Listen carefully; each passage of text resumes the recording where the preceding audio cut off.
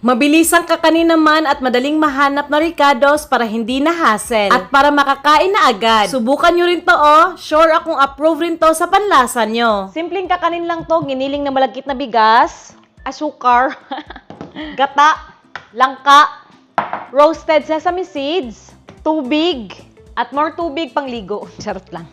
Itabi lang muna natin, sa bowl. Unahin natin tong gata, 200 ml. Maglalagay ako ng 4 na kutsarang asukal.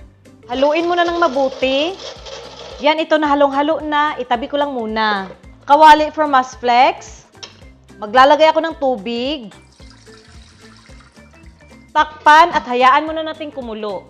Sa bowl ulit, glutinous rice flour o giniling na malagkit na bigas. Gagamit ako ng mga 2 tasa.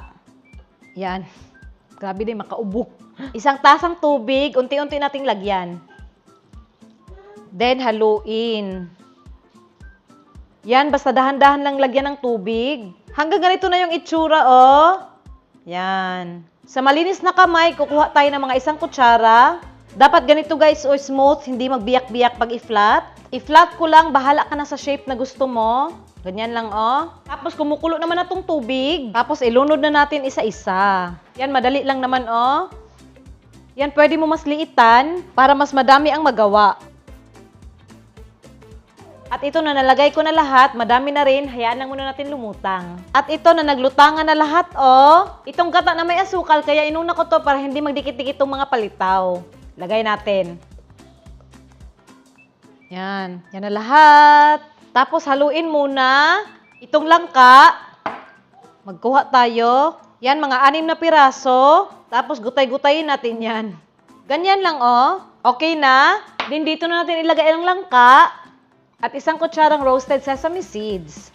Haluin. Latik sana, guys, pero it's a long process na, Kaya, sesame seeds na lang. Okay na to, guys. Charot. Hilaw ang gata. Okay, gyapon.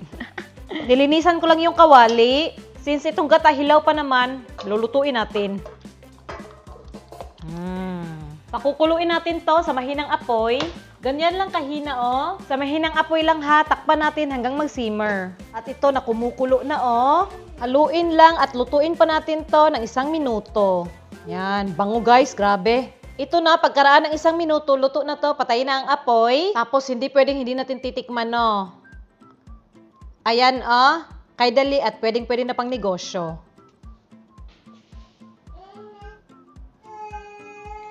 Kain.